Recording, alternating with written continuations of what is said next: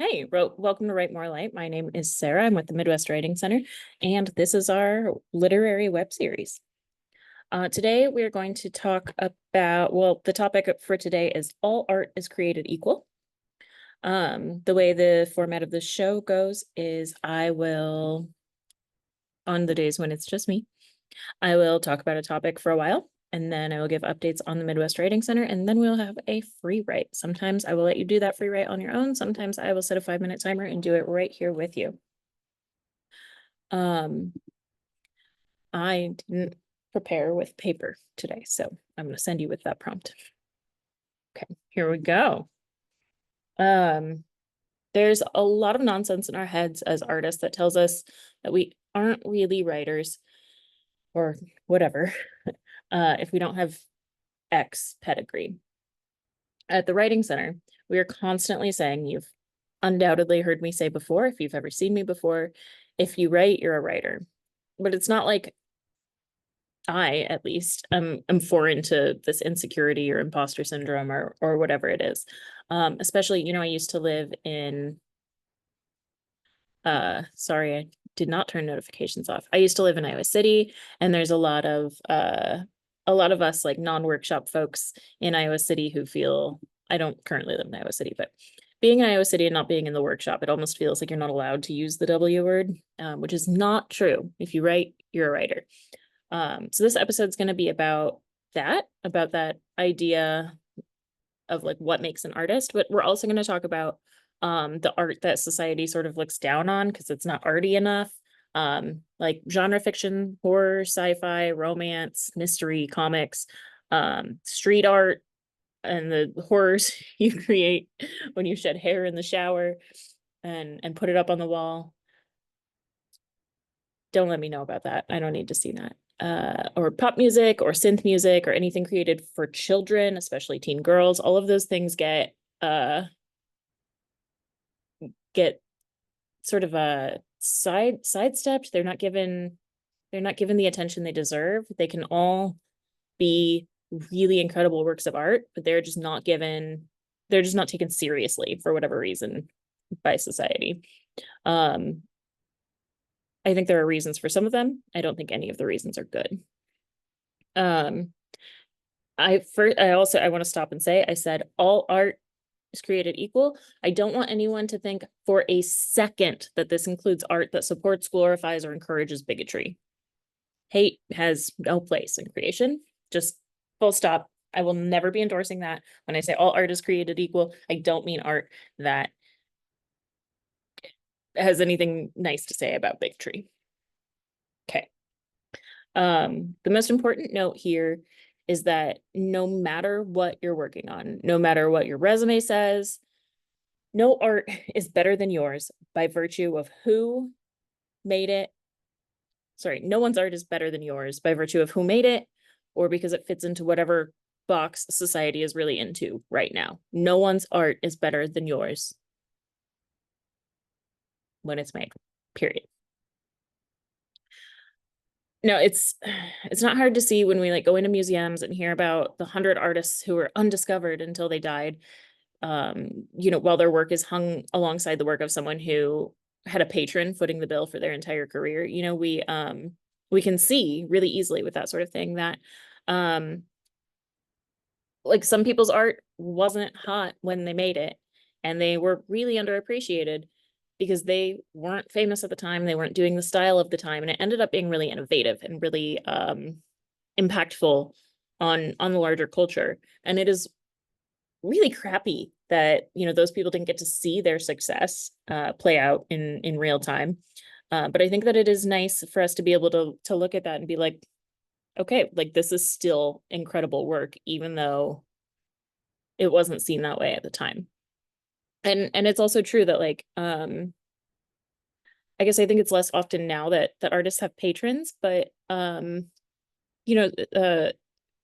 social and economic class plays a lot into who's able to spend their time on art, and that is a bit like having a patron. And so a lot of the art that we see is made by people who were able to dedicate time to it. those of us who are like struggling to pay bills or chasing after 4 kids or, you know, whatever the case is, if you can't put that time aside, like of course it's going to take longer. So, plenty of our favorite artists in whatever genre are not classically trained. Plenty are. I recently learned the word amateur. It doesn't mean, this is from Bake Off. So Bake Off friends, there you go. Amateur doesn't mean not a professional, which is what I always thought. It means untrained, which which is really helpful for my mindset in this situation that we're talking about, because nobody is out here getting mad at Shakespeare for not going to a writing school or whoever they think Shakespeare was. Because writing school wasn't a thing in 16th century England. And yet it's where we take a huge amount of the Western canon. So if we're acting like the only people who get to call themselves writers are the people who have a pedigree, we're not making any sense. We're not making any sense. Our canon comes from untrained people, amateurs, right? I think that's important to keep in mind when we're comparing ourselves to others. Meanwhile, right, we're lauding folks for their padded resumes and assuming that our art and our worth as artists aren't equal to those people because of their professional training. I think it's important to point out that doesn't make sense. It just within the culture that created that idea. So you have probably a lot more education than Shakespeare.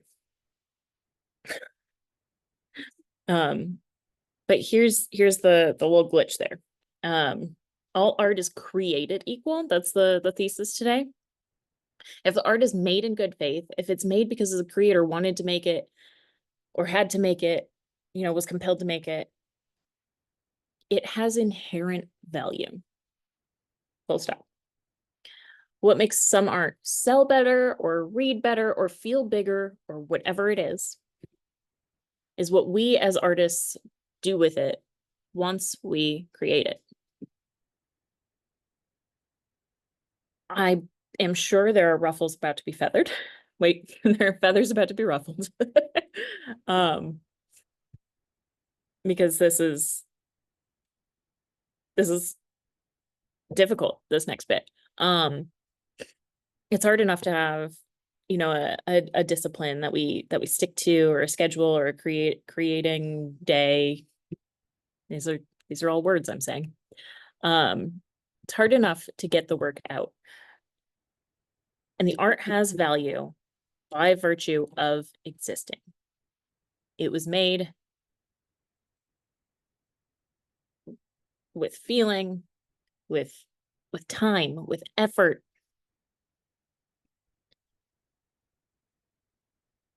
And I'm trying to get at the word creation here. We create art. You created something where there was previously nothing, and that matters. And it has inherent value. And when we go on to add the word good or whatever, that happens. I don't really want to use that word, but the things that make it better or bigger or more attractive to others or whatever it is what happens after we create the art. All art disciplines have communities. And all art disciplines that I know of have workshopping. That is where our art that is beautiful and important because we made it becomes art that means something to other people. So part of it is getting it into, other people's hands and minds and hearts. But part of it is taking the time to look at it a little bit farther away and see where it can be, massaged. Like we all know what workshopping is. And I think that most of us know why we workshop, but in revision is where we find the meaning. And it's where we can force that meaning out, like force it to show itself in whatever its best form is. Now, you don't have to be part of a writing community. It's difficult to find. We've got a video on that coming up. And I say it's difficult to find, not because writers are hard to find. I mean, we're, you know, on the verge of bumping into them anytime we walk outside. But because you also have to find people you gel with. You have to find people who work in ways that are complementary to you, who communicate in ways that you understand, and you speak in ways that they understand. They don't have to write like you or create like you. You don't have to have anything in common, like style wise, but you do have to find people that you gel with. Yeah, so that is a little difficult, but you do need to be in contact with other people who care about your work. Because you will never not be you. You'll never be able to see your work from someone else's perspective. Even if it's, years later, you're still the person who made it. So when we share art and when we endeavor to make our art better, it gets better. The trickier parts aren't even skills that are difficult to learn. I'm going to talk about writing here because it's the art form I'm most comfortable with, but the ideas apply across a variety of media. The skills we need for being better writers are, everybody, I think, not everybody, but like lots of people are annoyed by this, but it's just facts. It's just facts. Read widely, read often, and read. This is the big one though. I mean, read widely and read often, like definitely, but also read with attention to the parts of the text that either excite you, surprise you, or trouble you. That takes a little bit of practice. That's why I called it a skill. But once you sort of put your mind on noticing, you notice. So read widely, read often, and read with attention to the parts of the text that excite you, surprise you, or trouble you. These aren't in any particular order, but probably reading is the most important thing. Figure out what feedback or criticism is relevant. This involves knowing your work really well and not being emotionally attached to it when you ask for or receive feedback. That is also a skill, takes building, and we will talk about that in a video someday. That one's not scheduled yet, but it will happen because it's something that we talk about a lot in, I don't know, in the circles I run in. And it's a skill. Yeah, skills can be taught and practiced. Here's one that I don't know, I should have numbered these. So that was number 2. Number 3 is keep writing. This may be this may seem stupid or obvious or whatever, but like practice will improve you. You improve with practice, just period. So it's just true. I feel like it sounds trite, but it's just true. You notice and you learn from yourself, and you are more aware of language when you use it. Number 4, keep meeting other writers and keep don't mate. I don't care if you mate. Don't mate. Keep meeting other writers and make friends with writers. I don't know if that's a skill, but it is something that will make your work better, is engaging with other people who are invested in this, especially if they're invested in your work and you're invested in theirs. But just having someone to talk about writing with can make a big difference in like your ability to create, the frequency with which you create, and like the things you notice while you're reading and writing. And then what number is this? 1, 2, 3, 4, 5. Number 5. This is the last one. Talk or write or journal or vlog about the things you read, what excites, surprises, and troubles you in that reading, so that you can better process those elements and then use them in your work. Those are the skills that we need to make our work better. And I don't know, maybe making friends is a skill.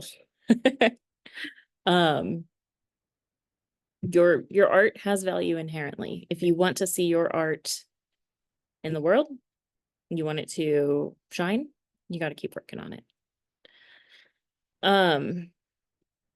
That's that's my little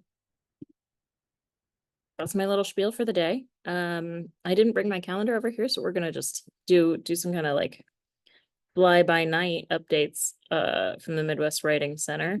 Fly by night? I don't know where I get these phrases. Are any of them like real phrases? I don't know. Let's see. Coming up this weekend is the third Saturday of the month, which means Writer's Studio. This week is only the in-person group. And the online group will be meeting next Saturday because my schedule is crazy and I meet with the online group. We have open submissions in 2 categories. One for our chapbook series that's open to anyone in states served by Arts Midwest. Basically, if you think you're in the Midwest, you probably qualify. If you're not sure, that list is on our website, mwcqc.org. That's called the Foster Stall Chapbook Series. If you are on the website looking for that heading, that's under opportunities. Foster Stall Chapbook Series. Also, it's on our link tree. So if you're just trying to find it faster, it's on our link tree. We also have submissions open for our second collaboration with the Galvin Fine Arts Center. Fine Arts Center. So last year we put out a beautiful little book called Shattered Constraints, which was writings on radical hospitality.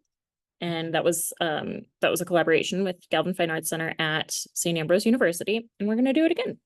So these submissions should be super short. I think 500 word limit on prose and 30 lines limit on poetry. There are lots of guidelines, but that deadline is December 1st. Again, everything's on our website. You can get there on the link tree. Next week, September 24th, is our annual banned book celebration. That's going to be amazing. The event itself is going to be at the Rock Island Public Library Watts Midtown branch. We've got a lot of really excellent people who will be reading with us. Excellent readers, excellent writers. I mean, that's like what they do in life is reading, right? But we've got a bunch of librarians. We have every library in the Quad Cities represented. That is every city library.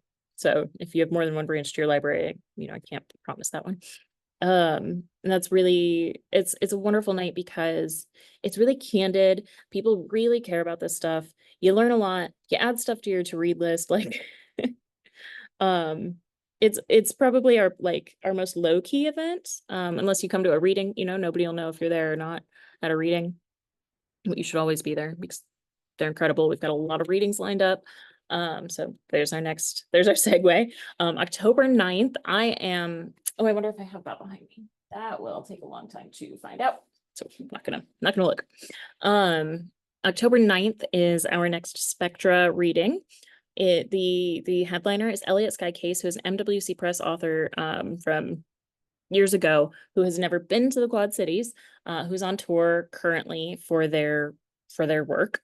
And they're one of my favorite poets. Reading their book, which was I was not part of the production team on that book. It's called Get Home Safe. You can find it in our bookstore, mwcqc.org/books. Was an incredible, it was evocative. It was a real experience for me. I love that book. I read it often. I give it as gifts often. It's gonna be a really incredible night. It's the other featured readers are also really, really stellar. And yep. So October 9th, doors at 7 at Roz Talks. That's at 2108 3rd Avenue in Rock Island. I think that's the address. Again, guess where you can find that? It's on our website, Facebook and Instagram and LinkedIn and right here. On October 12th, that's a Saturday from 10 a.m. to noon, that's Central Time. We have a new workshop from Tamara Dean, or maybe Tamara Dean. I'm actually not sure, called Writing from a Changing Place. I think this is going to be a really excellent workshop. I'm going to take this workshop. It deals with place, which most writers will deal with in one way or another. I have a hard time imagining any writer who doesn't deal with place. But something about, human life, right? If we are lucky enough to experience a long one, is things change. And that's what she's going to be helping us write about. It's going to be generative. It's going to be on Zoom. So anyone from anywhere can join. And I'm excited about it. It's got a really long workshop description, and it includes learning objectives, which I think is nice because I want to know what I'm getting into. It's $40 for members, $60 for non-members. Scholarships, limited scholarships are available. Yep. Then we have premiered our Young Writers Workshop. It's the second and third Tuesday of every month. So tonight we will be meeting in person at the Midwest Writing Center from 5:30 to 8 p.m. That's for writers 15 to 19. We open with some free writing, and then we'll move into workshopping. What else do I have? We're going to keep doing this. We're going to keep doing Write More Light. I've set up our new schedule so that I don't do the last week of the month, which has been great for me. Hasn't happened yet, but I imagine it's going to be great for me. But also then I feel like I'm going to be better at being consistent. So now you know that. We're also going to be at Iowa City Book Fest. We're going to be at the book fair, which is during the weekend, either October 19th or 20th. I'm going to be there both days, so that's why I don't know that.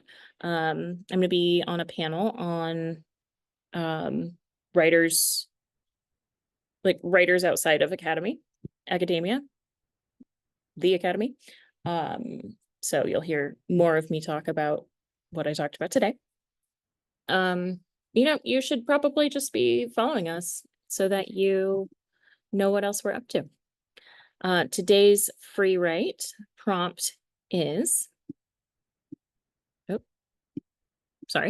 I'd like you to start with just this sentence. And again, whatever comes out is whatever comes out. I don't care if it's prose or a journal or a poem or a script or text messages, whatever the case. I want you to start with today's theme. So all blank is created equal, or all blank is created blank.